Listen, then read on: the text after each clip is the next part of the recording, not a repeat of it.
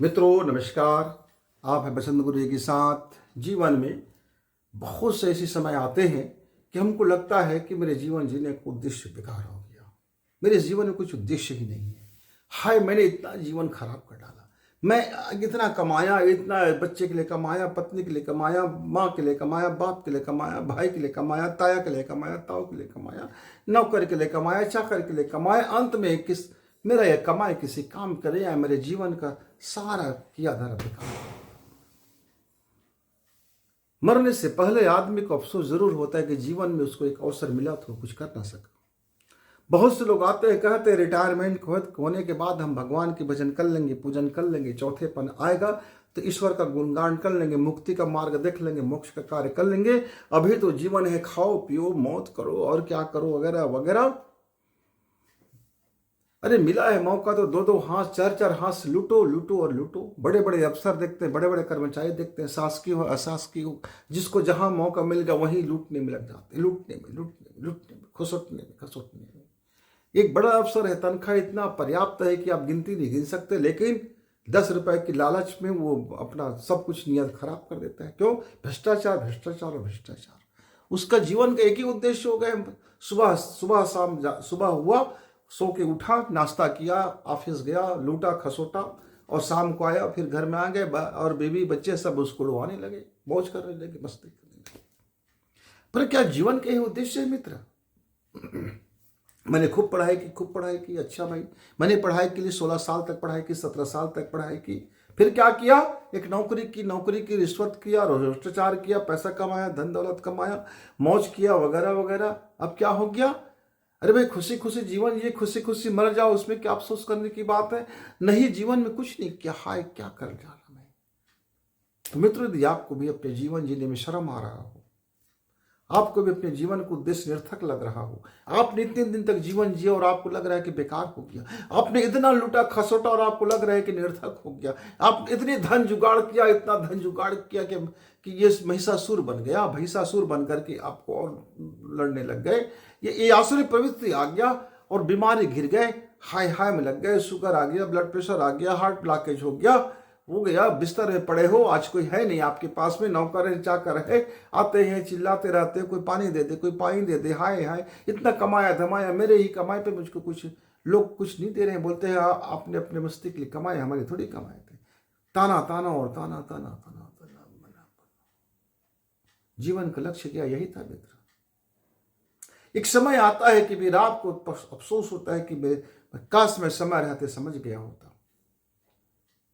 मित्रों, मैं युवा अवस्था में, मैं उस समय बिल्कुल यंग जवान था, 20 साल का लड़का था, जब मैंने कहा कि मैं हरिद्वार, ऋषिकेश और देहरादून ऋषि संतों की भूमि घूमने जाऊंगा। तो बहुत से मेरे मित्रों ने कहा सन्यासी बनने जा रहा है, बेकार की बातें सोच रहा है, यदि कमाने खाने का उम्र है, मौज मस्ती का उम्र है, अय्याशी करने का उम्र है, क्या करते हो?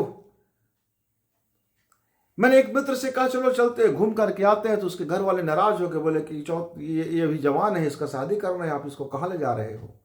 ये उम्र है क्या सन्यास बनने का? मित्रों, लोगों में कई कई तरह की मिथ्या धारणाएं पनप जाती है। लोग सोचते हैं साधु सन्यासी होना मतलब घर को त्याग देना, घर की त्याग कर देना। बड़े बड़े पंडित हुए, पैसा के पीछे लग गए, कोई भागवत कहा रहा है, कोई मंत्र जप कर रहा है, कोई अनुष्ठान कर रहा है, कोई हवन करा रहा है, पीछे में दक्षिणा दक्षिणा दक्षिणा। मतलब क्या है? उसके पीछे में पैसा, mind money, mind money, money mind. एक ही माइंडसेट है कि कहां से पैसा कमाया जाए, कैसे पैसा कमाया जाए। सबका अलग अलग चोला है, अलग अलग मुखौटा है, अलग अलग कार्य है, लेकिन जीवन का उद्देश्य के जब समझ में आता है तब आदमी सोचने के काबिल नहीं रह जाता है, समझने के काबिल नहीं रह जाता है। खाट में पड़ा आदमी हाय हाय कर रहा है, न तो भगवान का नाम सिमरन हो रहा है, न तो खुद के बारे में समझ में आ रहा है, और जीवन को देखता है तो गंदगी से भरा हुआ। हाय मैंने क्या कर डाला इस जीवन का, मैं किसके लिए किया था? इस सब में मुझे अब कोई मतलब का नहीं समझ रहे हैं। सब मुझको समझ रहे हैं कब चले जाए तो कब इसके पूंजी पर कुंडली मार के बैठा हुआ व्यक्ति सोच रहा है। हर दौलतमंद दौलत कमाने के बाद आखिरी में सोचता मैं एक दुकान गया, कंप्यूटर का दुकान गया, कंप्यूटर खरीदना था मुझको। मित्रों, कुछ दिन पहले की बात है, हमारे उसकी पुरानी 30 साल दोस्ती मतलब क्या, 30 साल से मेरा उसका बिजनेस का सौदा है। मैं कभी होता है मुझे जरूरत पड़ती मैं चला जाता हूँ। अचानक मैं उस दिन गया, पिछले 10 साल तक नहीं गया था, 10 साल तक नहीं गया। उसको आश्चर्य हुआ, भाई 10 साल तक आपने कोई कंप्यूटर नहीं खरीदी? मैंने बोला कोई कंप्यूटर नहीं खरीदी मित्र, खरीदने आया हूं। तुम्हारे बाल बच्चे क्या हाल? चलो बाल बच्चे मस्त हैं, दुकानदारी सीख गया है, और मुझे कहते हैं आप घर में बैठ करके भजन करो। तो मैंने कहा तुम ठीक तो कहते हैं, बोले भजन कहाँ से होगा? मेरे तो रोम रोम में इस दुकान के एक एक वस्तु बसा हुआ है, मेरे दिमाग में 24 घंटे रहता है, ये इस जगह पे है, इस जगह पे इतने कीमत का, इतने कीमत का, इस बाजार भाव इतना है, इसका इतना होगा, इतना सौदा है, इतना होगा। मेरे तो पूरा जीवन इसी इसी इसी इसमें रख पक गया है। अब मैं घर में चुपचाप बैठ रहा हूं तो मेरे तो मृत्यु आ जाएगा, मैं पागल हो जाऊंगा।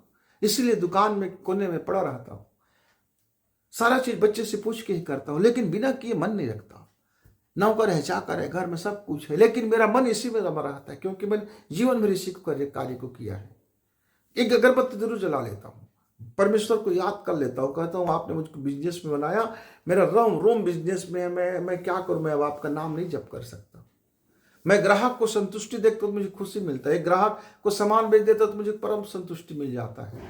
मेरे कारण कोई ग्राहक मेरे सामान ले देता, मैं अपने बच्चे से कहता हूँ देखो मेरा अनुभव देखो, वो ग्राहक जा रहा था, मैंने उसे रोका और कैसे सामान बेच दिया। हम फूले ऐसा कुप्पा हो जाते हैं, फूल करके भर जाते हैं। लेकिन आप मुझसे कहोगे कि पकड़ लो मंजिरा और राम राम कहो तो मुश्किल हो जाएगा मित्र। मंदिर में जाओ और कहोगे साधना करो तो मुश्किल हो जाएगा, ध्यान लगाओ तो मुश्किल हो जाएगा, जब करो तो मुश्किल हो जाएगा, आंख बंद करोगे तो मुझको तो पूरा मेरा दुकानदारी दिखाई देता है। मित्रों, उसका कथन बिल्कुल सत्य है। उसका जीवन का लक्ष्य था बिजनेस, और उसने बिजनेस को अपने रग रग में संभाल लिया।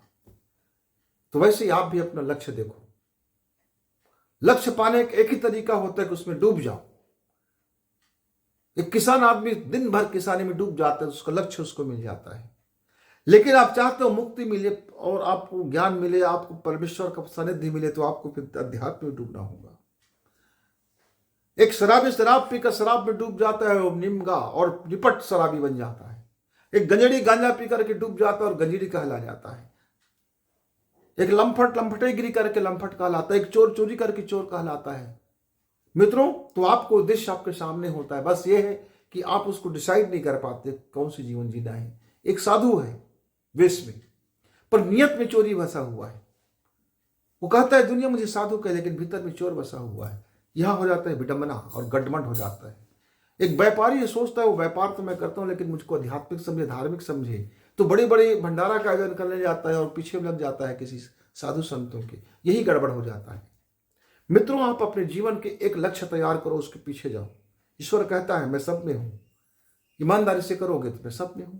वह व्यापारी मुझे पसंद आया, उसे बिल्कुल तनिक भी झूठ नहीं बोला कि बुढ़ापा काल में मैं भगवान का भजन करता हूं। वो कहता है कि मैं खाट में भी पड़ा रहूंगा तो मुझको मेरा दुकान दिखाई देता है। मित्रों, मेरा एक दुकानदार भाई था, अब भगवान के घर चले गए हैं। उसको एक बार लकवा हो गया। भाई साहब को मैंने कहा थोड़ी सी, अब तो लकवा हो गया, अब करोगे क्या? बोले कि बड़ी बड़ी सजा हो गया भाई, मुझे घर में बैठना पड़ेगा, एक खाट में रहना पड़ेगा, एक ही छत दिन भर देखना पड़ेगा। बोला हाँ देखना तो पड़ेगा। नहीं, बोला मुझे जल्दी ठीक होना है। बोले ठीक होना है तो चलो, हिम्मत करो, प्रयास करो। और उसने प्रयास किया और बहुत जल्द उसका ब्रेन स्ट्रोक ठीक हो गया।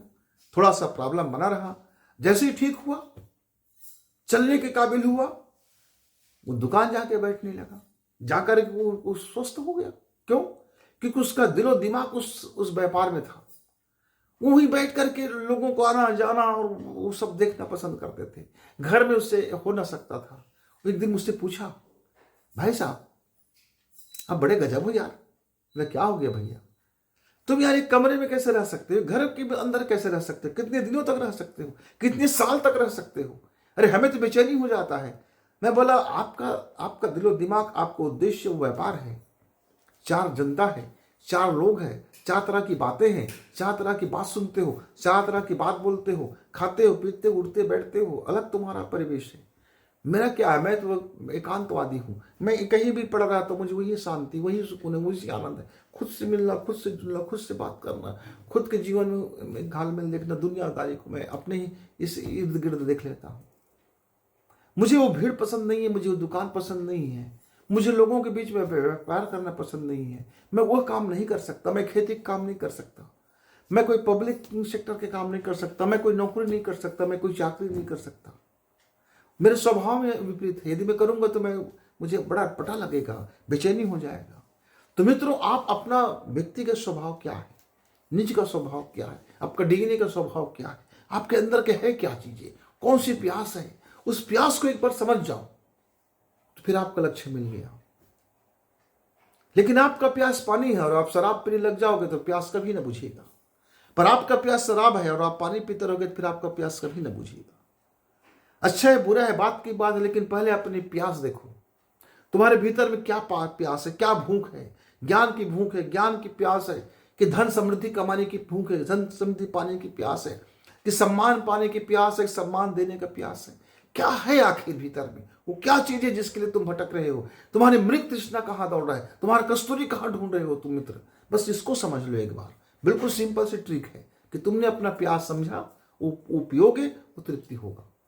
पेट में भूख लगा है, मैं पानी पीऊंगा तो मेरा भूख तो मिटेगा नहीं, लेकिन मुझे प्यास लगी है और मैं पानी पीऊंगा तो मुझे तृप्ति मिलेगा। हाँ, अद्भुत, मेरा पानी की प्यास है। अब मैं कहूंगा, एक आदमी भूख से कलबला रहा है, उसको भात चाहिए, उसको रोटी चाहिए, उसको मांस चाहिए, उसको गोश्त चाहिए। अब मैं कह रहा हूं, भैया ये गंगा जल अमृत है, पी ले यार, इससे तेरी मुक्ति होगा। वो व्यक्ति कहेगा, धत तेरी की, मेरा भूख तो मिटेगा नहीं, मेरा मन तो मांस खाने का है, मैं गंगा जल से मुझे कोई तृप्ति नहीं होगा। मित्र, विपरीत गुण यदि आप धारण करते हो तो फिर जीवन भर भटकते रहते हो।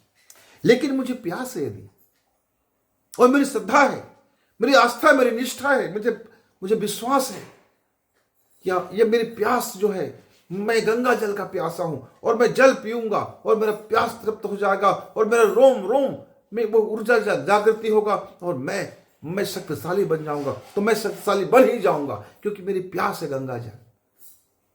मित्र, इसलिए आप शाम को देखते हैं, हमने देखते हैं दारू भट्टी में मेला लग जाता है, लोग जाते हैं, ये पिए नहीं है, पहले से नशा चढ़ गया है, लोग जा रहे हैं, मस्ती से जा रहे हैं। पूछते हैं, भाई साहब आप कौन से लोग हैं?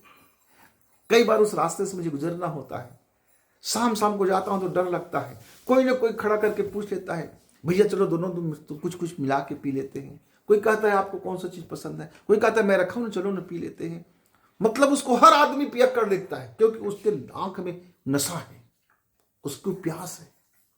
तो जीवन में मित्रों, यदि आपको धन का प्यास है तो धर्म आपके लिए किसी काम का नहीं है, लेकिन आपको धर्म की प्यास है तो फिर धन को आप सिर्फ जीविका के लिए कमाइए और शेष समय धर्म में लगाइए।